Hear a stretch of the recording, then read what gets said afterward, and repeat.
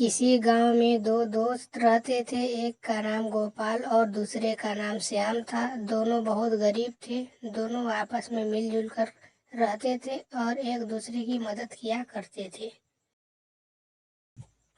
पैसा न होने के कारण गोपाल पैसा कमाने के लिए शहर चला गया। यार श्याम, मैं पैसा कमाने के लिए शहर जा रहा हूँ। मेरे घर पे सभी का ध्यान रखना। तुम निश्चिंत होकर जाओ और पैसा कमाओ, मैं घर पे सभी का ध्यान रखूंगा। इतना कह के गोपाल पैसा कमाने के लिए शहर की ओर निकल पड़ता है।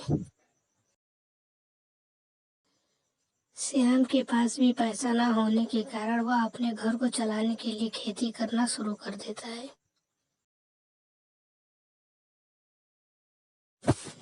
थोड़े ही दिनों के बाद गोपाल शहर से पैसा कमाकर वापस अपने घर आ जाता है।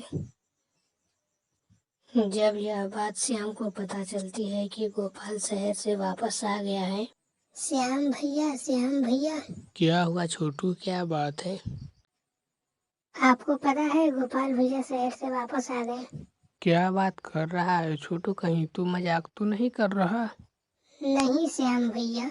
मेरा बचपन का दोस्त गोपाल शहर से काम करके वापस आ गया। मैं अभी जाता हूँ उससे मिलने। इतना कह के श्याम दौड़ पड़ा। श्याम जा ही रहा था कि तभी उसे ख्याल आया, क्यों न मैं गोपाल को ही बुला लूं। यह सोचकर ही तुरंत गोपाल को फोन लगाया। हेलो गोपाल, तू शहर से कब आया यार? आया तो ठीक, मुझे बताया भी नहीं, एक फ़ोन भी नहीं किया तूने। आजा गोपाल, मुझे तुझसे मिलना है। वहीं मिलते हैं जहाँ बचपन में मिला करते थे। जल्दी से आजा, मैं वहीं हूँ। कुछ देर बाद दोनों वहां पहुंच गए और बैठकर बातें करने लगे। और गोपाल, तू तो शहर में खूब मज़े से रहा होगा और पैसा भी कमा के लाए होगे। कहाँ यार, शहर में जो भी कमाता था सब खाने में ही निकल जाता था। और तुम बताओ श्याम, तुमने गांव में क्या क्या किया? कुछ नहीं यार, मैंने खेती की और सारी फसल बकरियाँ खा गईं। अब तो घर चलाने के लिए भी पैसे नहीं है मेरे पास। क्यों ना हम दोनों मिलकर गांव में चोरी करें। बिना मेहनत के हर रोज पैसे आया करेंगे। अरे अरे, चोरी नहीं भाई, पकड़े गए तो बहुत मार पड़ेगी। कुछ नहीं होगा यार, तुम झूठ मूठ का डर रहे हो। चलो फिर ये भी करके देख लेते हैं। इतना कह के दोनों रात होने का इंतजार करने लगे।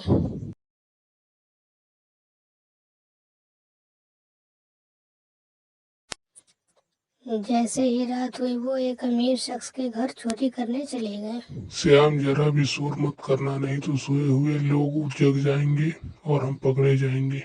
मेरे पीछे आओ। ठीक है।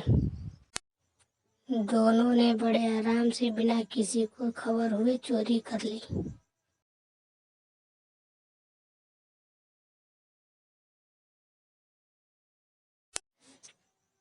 कुछ ही देर के बाद अगली सुबह हुई और फिर रात हो गई। रात होते ही गोपाल और श्याम चोरी करने के लिए फिर निकल पड़े। ऐसे ही कई दिन बीत गए। एक दिन गांव वाले चोरी से परेशान होकर इकट्ठे हुए और बातें करने लगे। गांव में लगातार कई दिनों से चोरी होते आ रही है।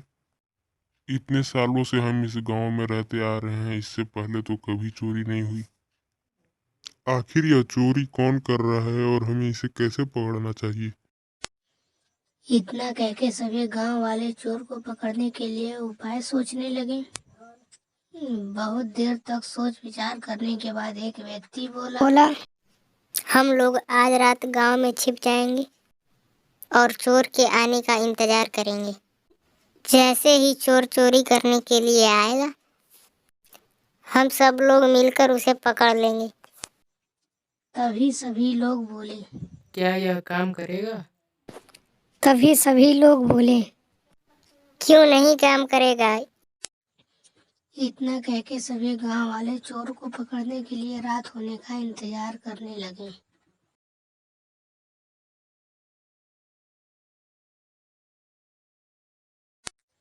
रात होने के बाद कुछ गांव वाले एक पेड़ के पीछे छिपकर चोर के आने का इंतजार करने लगे।